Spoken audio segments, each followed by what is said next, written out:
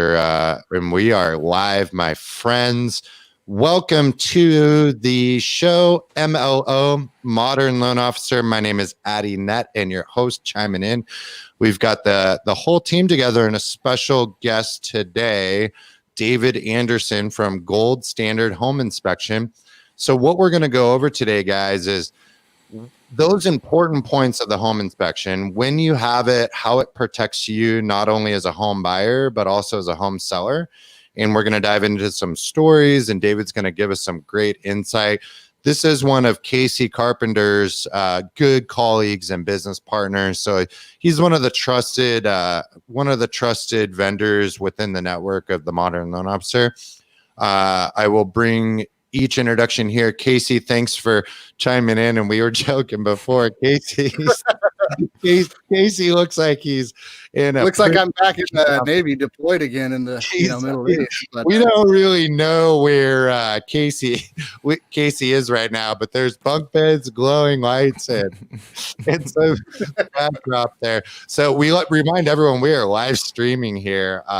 So we ask for your patience on any connections and mishaps throughout. But Casey, thank you for making the time out of the bunker you're reporting from. Yes, absolutely, Addie. Thank you for having me on the show. Really appreciate it. I'm super excited to kind of hear what David has to tell us about for home inspections, and I think it's great information. Yeah, for sure. And we also had the beloved Christian Kemp chiming in from an undisclosed country club right now, it looks like. Thanks for making it, Christian. Hey, anytime. Thanks for having me.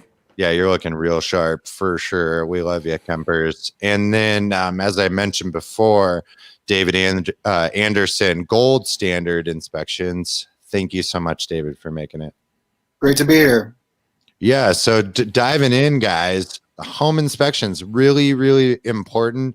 I know that I think it would be best to keep in mind that we're here to educate not only home buyers and sellers, but to create an environment of transparency within the real estate industry. A safe place, MLO, a community of people where we shoot it straight and we give you insight to help you get into homes. And David, if you wouldn't mind just giving us a little backstory of the Gold Standard. When did you start your business and how did you get into it? How long have you been doing this? So it started the company in late 2017. Prior to that, I was in law enforcement, corrections. Yeah. I decided to get out of that just too both stressful and physically risky, especially having, wife and kids at home. So decided to change gears and use some of the core skills from my previous jobs and applying that to home inspections. Yeah. So from taking down jail cells and looking for contraband, now I'm looking for, wood rot and other hidden issues. There you go. Yeah. But very good on picking up the details, I am sure of. Yeah.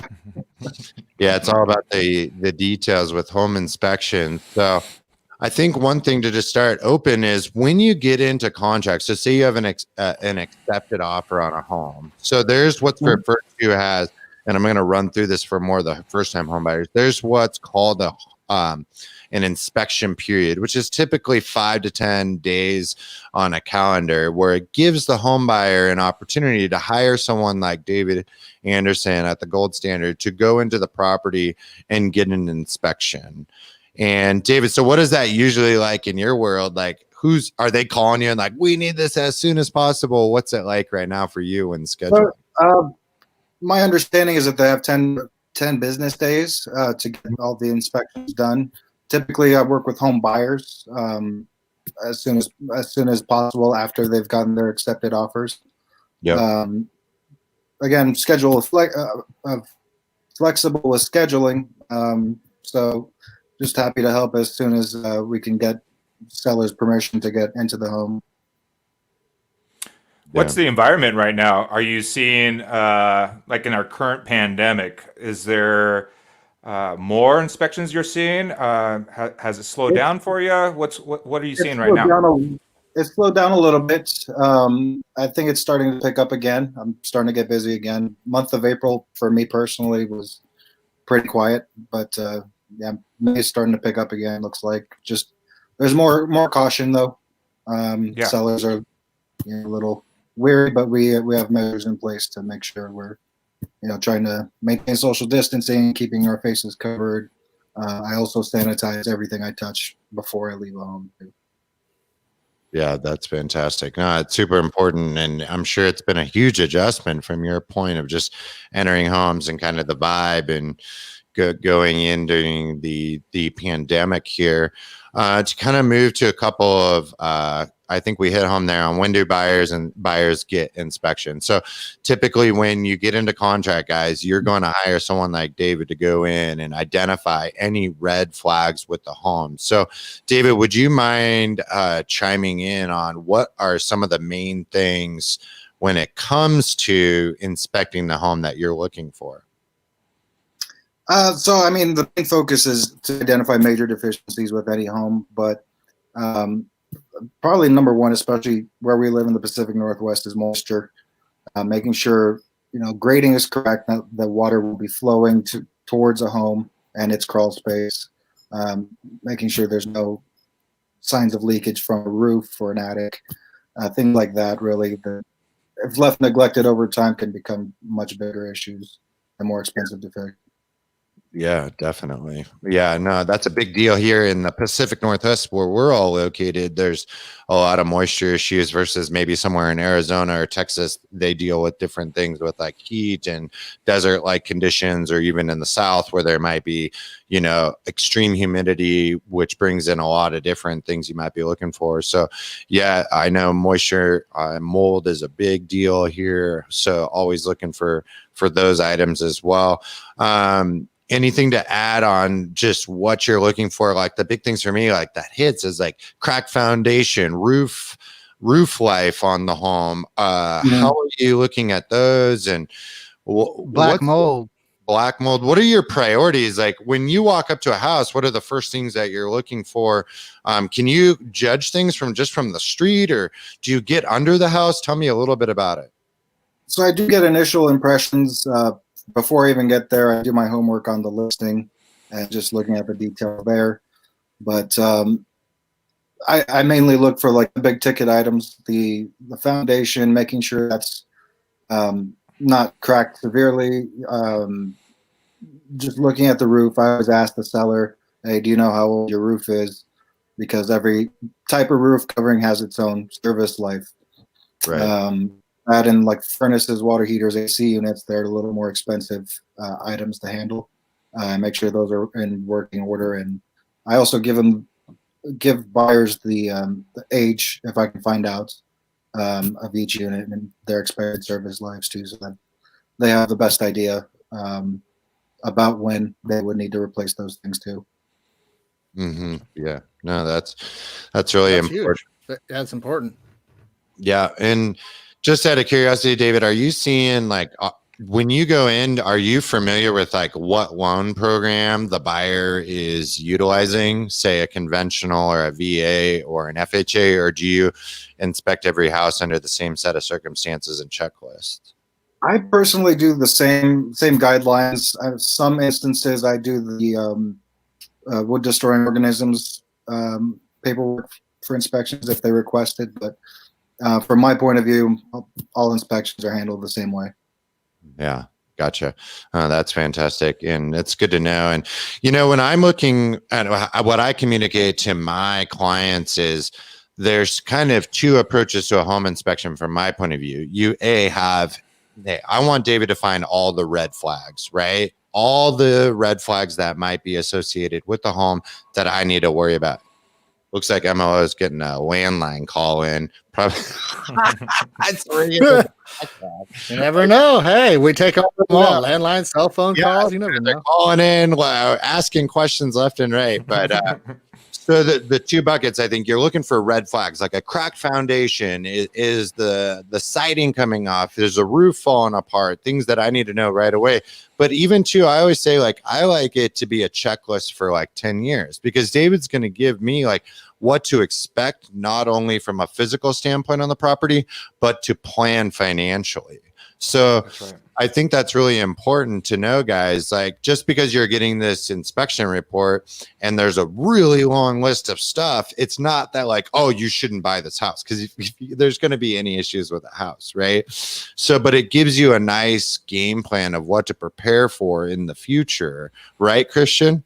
Yeah, definitely. I mean, a lot of things could come up in that inspection report that could kill a financial deal, and those are the things that David's going to help us see right away. There's a lot of things that David could tell, or I want to ask David too. What can we do as mortgage bankers or as realtors out there prior to you getting out there? So, what are some things that you might see? I know water heater straps, O2 detectors, and some Oh of those yeah. things are coming up to mind right away that you have to go back out there for an inspection after you do yours, which might cost the buyer a little bit more money. But maybe talk about some of the things that we could do to help you out. I mean, probably I try to educate every realtor I work with too on Yeah. what I look for. That way I've built long-term relationships with realtors, and really realtors are also my clients too. Yeah. So they're the ones, I mean, the buyers I do the inspections for, and great, we're done in one day. It's really the realtors that I have the recurring relationship with. So I educate them on what I look for, the biggest ticket items. Hey, just do a round of around the house, look at the foundation real quick. If there's anything that sticks out like a sore thumb, even before you guys put in an offer, or look at that electrical panel if it's one of those Yeah. obsolete ones. Yeah. Yeah. Go ahead, Addison. Did you Oh say yeah, I something? was just gonna Oh, sorry. hop in, and David, like we really appreciate having you on the show today. We just can't stress enough the importance of a home inspection, and we want to bring it together. I know your audio seems to be a little bit choppy for us, but the importance today, guys, like we're going through a couple different stages. Like you get an accepted offer, got to get an inspection in there. And one of the biggest things that Casey and I were ripping on earlier was the misperception of new construction not needing an inspection at all. And that's sincerely not true. Like new constructions need inspections just as much. Wouldn't you say, Casey? Yeah, absolutely. Absolutely. And, because like we've talked about in previous episodes, a lot of different builders out there. Every builder builds a home differently. So, as David can attest, even though it's brand new, you always want to have a home inspected, because this is an investment of yours. So you want to know, is this the perfect house for me? Are there any issues, anything I need to know about ahead of time? So absolutely. I think resale, new construction, investment property, flip property, whatever you're looking at, you should probably do a home inspection almost every single time you're purchasing. Yeah, definitely. That's great input from the bunker that from the darkness. There's no crack in that bunker. Yeah. No, she's solid. You're not even hearing anything. I can't hear anything in your little capture. So David, before we let you go, is there anything else that you wanted to add in as a local inspector that you could really just chime in as a conclusion from your point as one of our guests today? Well, if you're getting a home inspection, do your research on the inspector. You can always look up their CCB information. I mean, there's some that aren't even registered that are doing business illegally. So make sure they're licensed. Also, if you're getting inspection, I would highly recommend getting a sewer scope and a radon test as well. A lot of sewer issues end up being $10,000 to $15,000 easily for repairs. So that could be a big deal breaker. So it's easier to spend $150 at the inspection to find out and be better educated. Great points. No, super good points, David. And we know you've got a busy schedule, so we'll let you get back to it. We truly appreciate you jumping on the show here. Casey, Christian, and I will keep it going, but thanks so much, David. We really appreciate it. Hey, thank you for having me, guys. Yeah, have a good one. Thank you, David. Yeah, so guys, I just want to go in a little bit deeper. I know I wish we could have freaking had him on longer, but the audio is just too choppy to keep him rolling. But Guys, just to recap to our home buyers and sellers, like I just want to be a little more casual about it. You know, Yeah. you bring in David and it's like, hey, this is a huge purchase. Like an inspection is one of those things, guys, that you're gonna have to pay for out of pocket as well. So you're looking probably, I should ask David, but anywhere between 375 and on the low and 475 for this inspection out of pocket. So you're going to get someone to come in and like these guys that crawl under the house, they look for any rodents. They are attesting to the foundation, which we talked about, the siding, the roof. They're testing all the systems. Anything else, Christian, that I'm missing just off the top of your head? Yeah, they're going in there with their a little needle screwdriver, checking for dry rot. I just know that they're very detailed with everything that they're doing. And it's going to be a long list of items in there that you're going to see. And it's going to be a digital photo. You're going to be able to inspect it yourself. Some take a digital video too. Really depends on how big the house is and the scope of the project is going to be the cost. I think we kind of discussed that. But it's so important that we find all those little details because when you move in, and those things start popping up, you can't go back and say, oh, shoot, I wish I would have got that, or I wish I would have seen that. There's someone there that's going to be able to find those, address those, and give you a game plan on what you're going to do next. Yeah, no, that's well said. And hey, Casey, as our veteran who is one of our loan officers on Team MLO, would you like to add anything from the importance of the inspection for someone that might be utilizing the VA loan program? Yeah, I always just like to just caution, for sure, I'm always advising a home inspection no matter what, So, I mean, veteran loan for sure. I'm going to advise on a home inspection. Have people like David or good home inspectors out there that's in your network. You can refer that to the buyers. But I also like to just ask that veteran to be kind of diligent with that real estate agent when they're initially looking at these houses, almost as if to just kind of do their own pre-inspection with that real estate agent. Look for it. Is there just a bunch of paint hanging off the house? Is there stuff that we know we're going to run into issues right out of the gate, maybe with anything. So I always push for it. There's not anything I point out that we didn't touch on, obviously water heater straps and stuff like that. But I know sometimes on a VA transaction, if you can find a property that doesn't have a lot of stuff, maybe right out of the gate you're looking at roof issues right when you're walking up to the house, paint peeling, stuff hanging off. I mean, this is kind of universal for all transactions, but I think that's stuff you want to be aware of as pre-inspections, really, as buyers, and then knowing we want to get a home inspection. We want to know the DNA of our purchase. Yeah, no, that's well said. And I think too, guys, one thing to know when you're going through that inspection process, another important thing is the sewer scope, which not a lot of people know about. That's another cost surprise, and it ties together too with new construction. So a sewer scope essentially is the title of it. It's the piping that runs out to the street to the sewer line. And what you're going to do is have somebody go in and run essentially a camera snake through that sewer line out to the street to ensure that the pipe isn't cracked, because if it is cracked, it needs to be replaced. And those costs range on the low from $5,000 up to anywhere to $8 or $9 I've seen due to the complexity. So that $100 or $150 check is very important, because if that's cracked, you're going to work with your real estate agent to negotiate that the sellers fix that prior to you closing. And I'm going to back it in with an example. So just down the street from Kristen and I's house, there was 2 lots that were stripped and 4 brand new homes were put up, 4 in a row. And they were squished together. There was a back end ADU in the back alley. 3 of them sold. And then the 4th one finally sold after staying on for quite a bit. And while the pending status of that brand new 4th home was being done, they had to rip the entire sidewalk up and replace the sewer lines for all 4 units, which shows that 3 out of those 4 people skipped $150 sewer line check because they assumed, oh, it's a brand new house and there's no issues with it.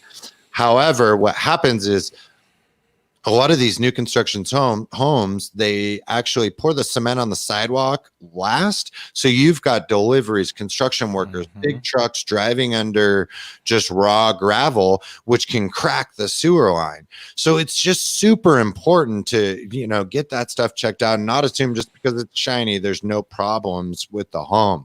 Do you guys have any other examples? I know, Casey, you are on new construction all the time. Any other examples like that?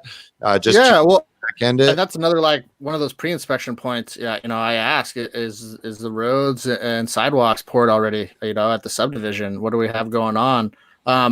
But kind of give you a personal story. I think that always helps, our audience and listeners. I mean, I was looking at a property for an investment side of it, and I honestly, yes, it was an investment property, so there was some rough edges around it, but walking through it, was kind of hunting this house and around and in and out for a couple weeks. I was ready to go. We were ready to go. This was it. Offer accepted, right? Everyone's super excited, and you get we're on that high. But here's the important part. It's home inspection time. And as a buyer, even as a consumer, like, it is hard to swallow your $300 to $500, cost for the inspection, whatever it is, because it's still just money out of pocket. But you got to do it.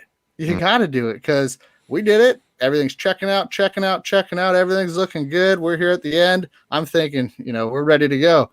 He goes under the house. And what do we find? Well, we find a pretty massive crack in the foundation that we're talking some serious work. So right. Everything I was thinking of, no, thankfully not anything like that. I'm sure maybe some dead raccoons or possums were down there, but the biggest thing was that you couldn't see that anywhere, and someone willing to get in and get their nose dirty and see what's the DNA of the house, was able to come out and say, "Hey, Casey, here's my estimated cost. This is what we're looking at," and I was out after that. I mean, it just didn't make sense financially, so it saved me. It could have saved me, I mean, easily 50,000-60,000 just in the repair. We're not talking all the other stuff. So sure, and that's why you see, Casey, a lot of these houses, just generally speaking, in the real estate market, you see them go pending and then back on market. So during that inspection period that we're talking about, something comes up.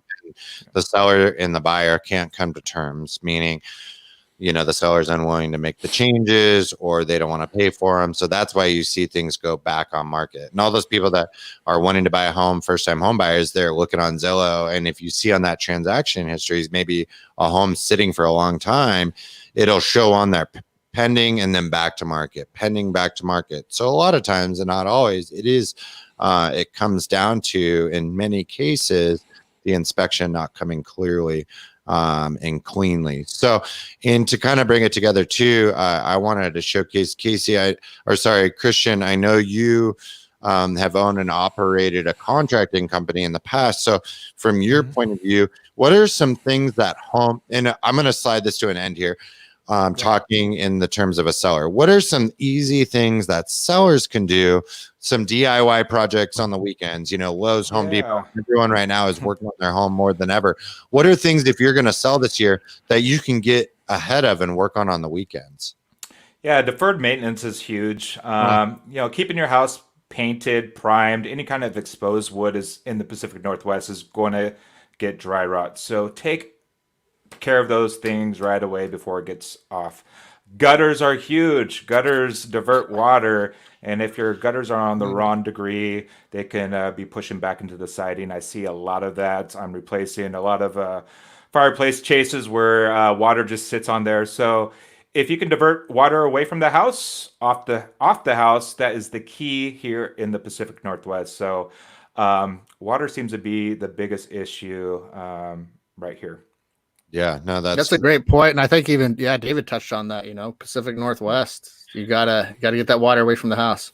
Yeah. And I'm seeing a lot of deck issues because of the moisture release out here. So if there's dry rot or anything within those decks, it's likely going to be called out by the inspector, by a buyer. Take care of those items. Yeah. Take care of them. And the whole thing is, if it is called out by an inspector and now the seller knows about it, they are aware. They have to put that on the disclosure now. So if you do find it, don't think that, these people are not going to deal with me. Well, they're going to have to deal with the next buyer anyways with that same issue. So most of the time they're going to renegotiate that or get that item fixed for the next seller. They have to address it. So don't be worried about that. Take control of your sell. Be Yep. strong in it. This is your number one asset you're trying to take care of right now. So get the right people around you. That's a good inspector, a good real estate agent, and of course, a great MLO. Yeah. Nice. Good plug. Nice. And we got a question from Amanda here. Hey, is it better to get a home inspection than have a contractor check out the property for you? Thank you. Hey, Amanda, that's a great question.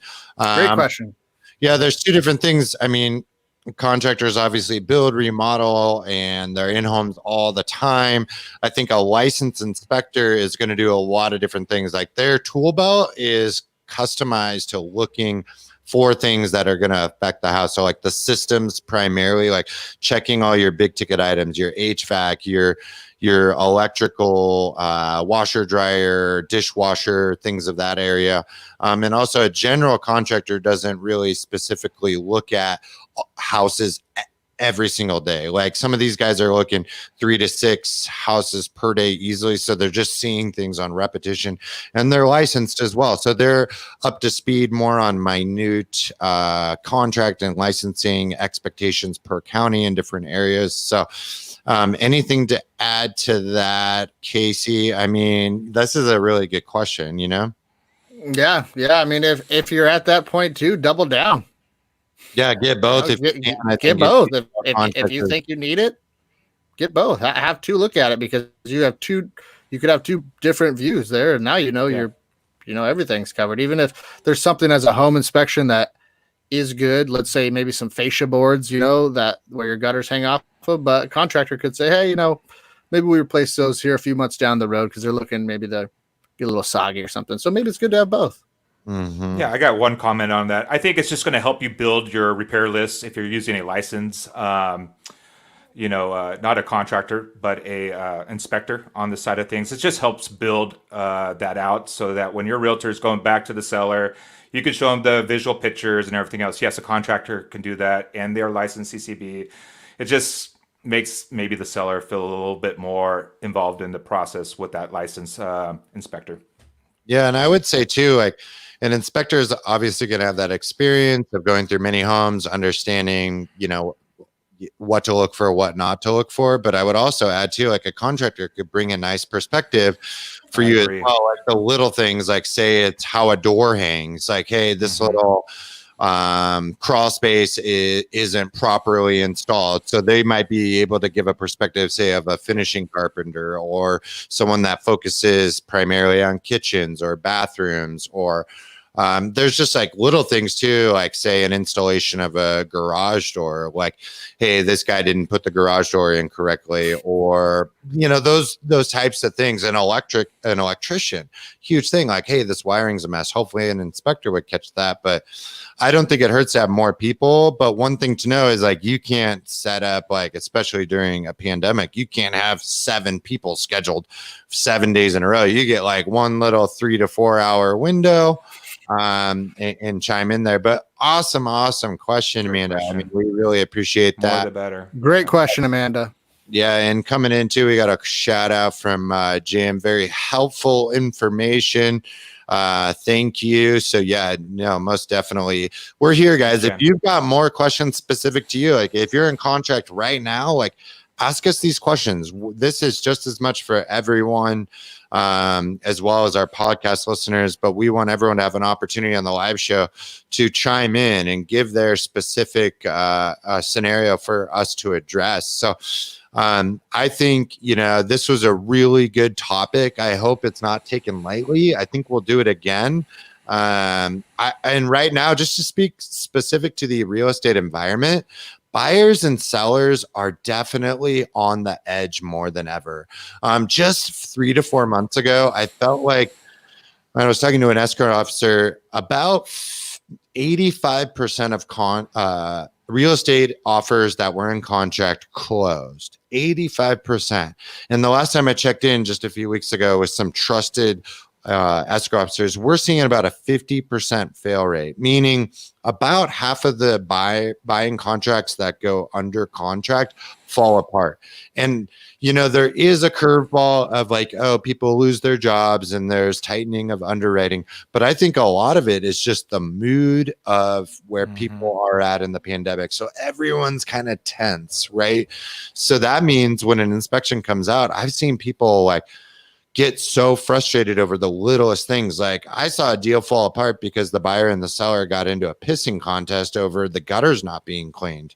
And like, I swear to God, like I'm not joking. So it's like, hey, if I were a seller, I would take a weekend to really just kind of polish some stuff up. And like, that might just seem like a deferred maintenance. But just there's the littlest stuff. Additionally, I would say I see a lot of the systems fall apart in the first 30 to 90 days of a home buyer taking over the house. And a lot of that's because the seller's exhausting the house. They're not going to, put in $2,000 to service the HVAC and fix this or fix that when they're just leaving. So I highly recommend and personally have had success with a home warranty, which a home warranty can cover the systems and certain just surface level items. And first time home buyers, man, they're putting a lot of money up front. So when you get into that house, man, like you don't have $2-3 grand for a lot of these first time home buyers to drop. So that can allow you to just call a service person, pay $50 to $100 for deductible and get that fixed. Anything to add to that, Casey? That is great advice, though, Addy. I mean, we didn't even touch on it, but a home warranty, maybe something we do another show on. I think is very, very important to consider when we're buying it, especially if you're a first time home buyer.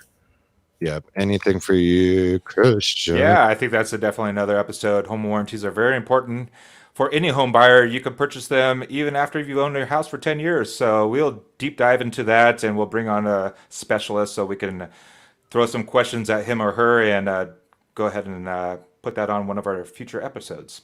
Yeah, definitely. Home warranty, we'll put that on the list. And bringing this plan to a land here, if anybody ever has suggestions, like the last episode, we got a ton of great stuff that we added to our future episode agenda. So thank you for all the messages, all the private comments and whatever, like text, email, reach out to us. We're here as a resource. And once again, to kind of conclude into the MLO mission statement, as a collective group, we're here to build an environment and create an environment of transparent knowledge for any home buyer, seller, and industry professional. So thank you so much to everyone. Like, man, the podcast episode downloads have just been skyrocketing, and we appreciate all the viewership. So the participation really helps us grow as a group. So thanks again, guys and gents.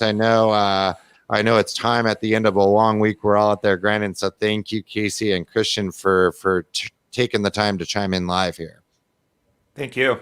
Everybody have a great 3-day weekend. We'll see you on Wednesday. Yeah, Tuesday, dude. Well, no, Wednesday we have a new show. Don't we have a new show? I thought you were take Tuesday off. He's taking off that Wednesday. Long weekend for CK. No, I'm talking when we're going to be live again. We're going to be live again next Wednesday. Yeah, Christian, chime in. What were you doing on Wednesday? Yeah. So Wednesday, we're going to have another guest. We're going to have Craig Black with Craig Black Appraisals. We're kind of alluding from the warranty into the next stage, which will be appraisals. And we're going to be talking about the importance of those and what that details. And we got a veteran who's been doing it for decades and decades and also has a real estate background too. So we'll be touching on many, many different points, and should be an exciting show. So awesome. Tune in. That'll be a really good one. Craig Blacks, aka CB. Here, is it CB or CB1? CB Black, CB. All right. So we'll bring him on. I'm sure he's rigorously working on his notes just for the show next week. Thank you for setting that up, Christian. Our viewers are going to love that. And I think I just really hope Casey gets out of his prison bunker there, that he is staying in it. Jason Voorhees. Dude, you're a diehard. That's how much Casey loves our viewers, as he's chiming in even from wherever he can. Yeah. Jason Bourne over here. Yeah, seriously. Or what's the new one? Ryan. Gosh, we were watching that show. Ryan. Jack Ryan. Jack Ryan. That show's solid, man. They better be a sponsor. We're doing too many plugs here. Hell yeah. Oh my gosh! All right, guys. Oh wait, this would be a good time. Oh, we've got one more from Jan again coming in the 11th inning. We're doing extras for Jan here. Would this be a good time to look at a house to buy, or should you wait until quarantine's off? Ooh, we're going to extend the show here under Jan's chime in. We love Jan. Would this be a good time to look at houses or buy, or should we wait? I think it really depends, because right now what I'm seeing at least is a pretty aggressive and active purchase lender here, meaning I have a lot of buyers. So I'm seeing what's hot in our market here in Portland is I'm seeing a ton of people wanting to buy. Like, the importance of your home and what you're feeling is under such a microscope more than ever, because we're spending so much time at home. So people are like, oh, I want a bigger backyard. I want an extra office. I want more living space, because we're spending more time in our homes. So what I'm seeing a lot right now is people that want to buy a new home, but the equity for the down is based on their house that they're in. So that's referred to as a departing residence, and your offer being contingent on selling. So if you need to sell your house to buy, you're going to have to jump into the pool, because it's not as an attractive offer to another home seller. If you got to sell your house, there's a lot of risk on the domino effect. However, if you're renting, you actually have a unique advantage, because you can go in non-contingent. So you're like, I don't care. I'll close as soon as I can. There's no risk to my home sale falling apart. So I would say, it kind of depends. In the Portland and Vancouver market, it is still hot. There's less listings and less buyers, but it's an aggressive sandbox to play in. So I feel like it's a great time. Summer's still heating up. I will let Casey chime in on his point of view. What do you think, Casey? I'm always going back to personal choice and preference. What do you have going on in your life? What's your surroundings? What's your plan? Is this a 5-year plan, 2-year plan? Are you changing because your school boundaries are changing? They're definitely, I know I see it a lot in Washington County. School boundaries are changing constantly, and people are buying because of that. School boundaries. Yeah, school's a big one with summer, and everyone wants to make that happen. Christian, what about you and your point of view? Heck yeah, it's a great time to buy. Rates are low. Come on. Yeah. Interest rates. Let's get people out there. Get excited about purchasing. Yeah, there is less inventory out there. We do know that. But the inventory that is out there, those are sellers that are wanting to do the same thing you're doing. So they're going to be aggressive. So I think there's some great opportunity to get out there and see some houses and make some deals and make it for everybody to win on this one. So yeah, rates are great. Programs are still out there, so I think it's a great time to get out there and start shopping or be ahead of the curve. I think, yeah, that's a good point with the interest rates. Surprising I didn't think of that, as we're all loan officers here. However, I would say you need to be, you got to look at where you're at in the country too, because we're definitely in a unique spot in Portland and Vancouver, because we are the most affordable major city on the West Coast. So like, it's a totally different market in LA right now, because they've got very expensive homes. So down in LA, you might be able to really aggressively get a deal on a $1 to $2 million property, versus up here in Portland, the luxury market's sitting a little bit longer than, say, the 300 to 600 range market. Yeah. But so much of it's specific to where you're at. Arizona is another good example. Totally different market. Primarily a retirement community, as well as it's freaking 100+ degrees there. So like, so much of it. Another big thing, Oregon just passed the homeless tax law. So now we're seeing a 1% income tax on high income earners, which I'm seeing a ton of very, very, very rich clients wanting to get the heck out of Oregon. So that's another big thing. Like, do you need to get out of Oregon? Do you need to sell because of certain tax stuff that's passing? So there's going to be a lot of different shift ups, and I think you got to consider where you're at in the country, because we can't speak to Kansas, right, Casey? Like, we don't know what's going on. No, right? No, I don't even know anything about tornado insurance, honestly. I thought you were in Kansas right now. The Kansas. I'm underneath Florida right now. Oh my gosh, dude. I can't believe it. Is there a tornado? He's in the basement, you guys. He's in the safe zone. Bunkering it up. I'm surprised there's not a wall of non-perishable canned food. I know, dude. That would be so cool. We are just reaming on Jen. That a couple mortars in the background.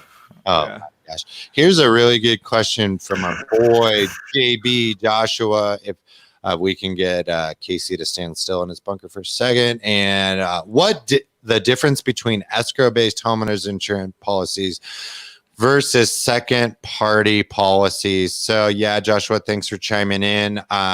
Christian, why don't you take it away with the escrow and third party? So I'm a little confused on the question. So what's the difference between escrow-based home policy? Oh, like escrow insurance? Is that what we're talking about? Well, I think what Josh is asking here is like, hey, what's the difference between escrowing my insurance and paying it on? Oh, great question. Great question. Yeah. So everybody's a little bit different on how they pay their insurance. If you want to put it in your escrow, right when we close your transaction, we're going to pay 1 year's insurance up front and then pull in 2 to 3 months of a little buffer. So on your anniversary date, we can pay that. And it costs you no difference if you want to just go ahead and pay that outside of your policy. The only time it comes in, there's an adder, what we call, to your fees, which is a 1/4 point, is if you do not put your taxes and insurance or your taxes in there, which you would have to put down at least 20% to have that option. So not too much difference between the two. Just a lot of clients, it's their preference. Thanks for that question. Sorry about that. Thanks for helping me out with that, Addison. I didn't quite understand at first. Yeah, no, I think it's really important to break down what escrow is because not everybody understands that. So an escrow account is a third-party savings account, essentially in your name, that is paying your annual property taxes and homeowners insurance. So most of the time, a home buyer is just going to make their monthly mortgage and payment, which includes 1/12 of the annual cost for property taxes and insurance. So you're just focused on making that on-time payment. So if you actually put 20% down or more as a homeowner, you have an option to not escrow that and just pay it yourself individually on an annual basis. So some counties actually give a discount on escrowing because there's less risk that you're going to make it. You're making those savings, and I always advise escrowing because then you just don't have to worry about it, and you're not tempted to tap into savings. You don't have to put extra, money from your paycheck on the side. So that is a really, really good question from Joshua. I haven't seen any discounts from escrowing and non-escrowing. When it comes to insurance, homeowners insurance specifically, we always advise, get with your local agent because there is a heavy importance on working with someone that's not a 1-800 for the closing date and trying to bundle in those policies to get the best deal. And refer back to some of our, we have 2 episodes now primarily focused on homeowners insurance. One with our boy T. Ross, who's a really trusted guy over at Payne West Insurance. He breaks down the difference between homeowners insurance and cheaper doesn't always mean better. And he gives some really good examples on people that have unfortunately made mistakes on selecting homeowners insurance and just going for the cheaper. So maybe paying $10 to $12 more a month could be the huge difference of your house actually being covered and not. So I would definitely refer back to some of those episodes there. Thanks so much for that awesome question, JB, Joshua. We appreciate it. And Jan threw in, thank you guys. Have a good Memorial Day weekend. And I think on that note, I've missed a few calls here, guys. So we're going to land the plane. I just want to thank everyone once again and looking forward to next week's episode. You're welcome, Josh. With Craig Black, CB Appraisals. We're going to dive deep once again. Christian Kemp, thanks for joining us. Casey, we love you. Even when you're coming from the undisclosed bunker, we love you so much. This is at your host, Addie Net. This is MLO, and I certainly hope everyone enjoyed the show. So have a good weekend, guys. Thank you. Have a good weekend.